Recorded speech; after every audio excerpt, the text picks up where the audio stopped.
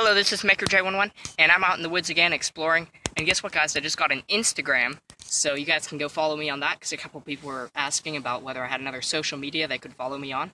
So you can follow me on my Instagram. I'll have a link on the screen here somewhere, or in the description, so you guys can check that out. But anyways, I'm back out in the woods here exploring. It's almost dark. I'm actually with my brother here. What's your channel name, David? Minecraft Kid 101. And he does some Minecraft videos, so you should check those out. But there'll be a link in the description to that too. So we found some stuff. So what'd you find, David? I found these two bottles. Cool. And this plate. Nice plate. It's almost whole. Too bad that's not whole, because that's nice. It's got a nice pattern on there. Anything else you found? Nope. Oh, okay. And then I got some nice bottles here. It's a nice whole one. It's actually lots of bottle caps in here. So this area here, it looks, I'm not sure how old it really is. It's got a lot of rust in here. It seems like it's a lot of cans and also bottle caps. So these are like modern sort of bottle caps. Some old bottles. Different descriptions. Like here's a piece of a can. Steel can. This actually looks like a toy train. See, it's got wheel here. On this side, there's actually a, what looks like it might have been linkage for the piston. So, it looks like a steam engine to me, but I'm not sure. So it's probably a toy of some kind. And then we've got some sort of a different thing. But I was digging a pit down here. It's probably about 1.5 feet deep. So, and we've got some other stuff in my bag here. Mostly like radioactive glass and different. This bottle actually has like orange paint stuff in it. So, where's that cool? Here's a, this is a really cool little glass blue bottle. And a fuse, and it's not even blown. This looks like a doll head. So, porcelain doll. More batteries. Lots of batteries in here. Just an assortment of different things. Not anything too interesting. Metal ring of some kind. This looks like it might have been like a pipe. Like a smoking pipe piece, but I'm not sure. Different things, but yeah, nothing too interesting today.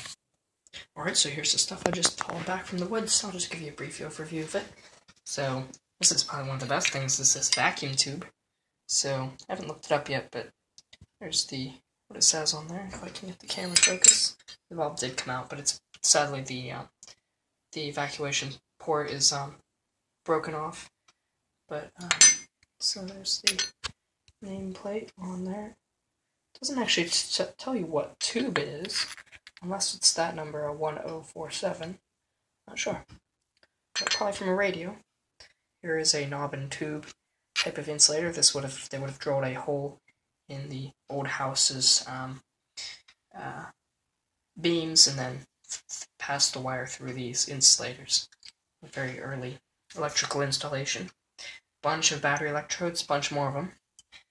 Here is a bit of probably a switch or something, some sort of electrical. Oh, my camera's out of focus and stuff. This is also one of the cooler things. This is a thermostat. I'm absolutely sure that's what it is, and actually it's probably from an early car. Well, not an early car, but like a 1950s car or something like that. I'm not really sure. Here's that thermostat. And I don't know if you can see right here, but it says made in USA. I believe that's what it says. Dole, D-O-L-E, valve. Chicago, USA, pat pending. So, as you can see here, it would have been, it's a bimetallic strip, and then on the other side here, it would have acted on this butterfly valve to open and close it, but it seems like it's from a car, because I found a couple on Google search that were similar to this, and they were from cars, so pretty cool, but other people have found similar ones. Some random bits of metal, fork, piece of a spoon. It's odd that these spoons and forks, they shear off. Like, it's not like they were bent back and forth a couple times. Like, they must use used a brittle material to make them. Unlike our forks, the stainless steel ones at least. I mean, you can bend them a couple times before they break, but they're fairly flexible. This seems to be I'm pretty sure this is a pipe, or smoking pipe. This is a really nice little bottle. I love this one. Some other white ones. This one says Valizy? I don't know how to pronounce that. This is another Pond's bottle. Lots of radioactive glass. This isn't actually radioactive, but I thought it might be. But it's just kind of, not sure how they do that color on there. I forget, there's a name for it. This is actually kind of neat. It's a little plastic container. Feels like really brittle plastic though. But it's got a nice little lid on there and a nice bottom. I don't know if it would have been for makeup or what. It's a kind of cool little container. It's a makeup lid. This I thought might be radioactive, but it's not orange enough. Usually the radioactive type of glaze is very, very, very orange. There's a really cute little bottle, like this one. It's actually not got the pattern on this one side, so maybe the label would have been stuck on that side. This had paint in it, actually, pink paint. There's another cool bottle. Both of those actually still had the corks, but they were inside. So, it's a nice brown little bottle. This one's actually cracked. This one actually doesn't really look that old, honestly. This is a cool bottle. It's like a liquor sort of bottle. These bottles, I didn't really clean them out yet all the way. This one's got some stuff on it. It's really hard to get off. It's like rust and minerals, but kind of hard. It's a cool bottle, though. This one's been melted, unless it's from the manufacturing process, but it looks really like it was melted. And yeah, lots of radioactive glass. I'm thinking about maybe smashing some of this up or even just selling the pieces like this on eBay, because if you're like starting an element collection, you might want to buy, or a radioactive element collection, you might want to buy a couple pieces of this. Some people, because the whole thing might be $20 or $30 for a whole radioactive or uranium like plate or something. It's fairly expensive, so I'm wondering if some people might be willing to pay $5 for a couple pieces of uranium glass, because I mean there's tons of it out there. I can pull up lots of chunks. This has some sort of, I don't even know what it is, but it's rusted on the cap. Something inside. It might be paint, it might be some sort of food product, I don't know. I would think that if it's like a food product and it's gone bad, it would have been leaking out, but it's not leaking out, so kind of interesting. But yeah, not too much. This fuse is not even blown. I was surprised that it wasn't blown. 22 shell, some sort of a little steel knob of some kind, or brass probably. But yeah, that's what I pulled out of the woods today. So go check out my Instagram, link in the description. So that's about it, guys. Thanks for watching, and keep experimenting.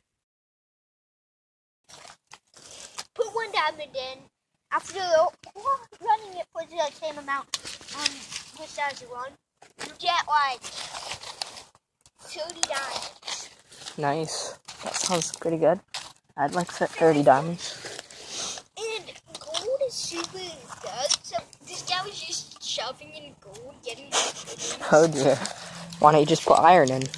Or cobblestone? Because those don't have as much AV. Oh, I see. So the more AV the block has they put in, the like more diamonds you get out or something? So more AV it adds to the machine, and like, okay, so a diamond has 8,000 AV. Okay. With that, so you have to make like a certain amount of cobble, which would be a lot for a diamond. Okay. It has to meet the same amount as 8,000. I see.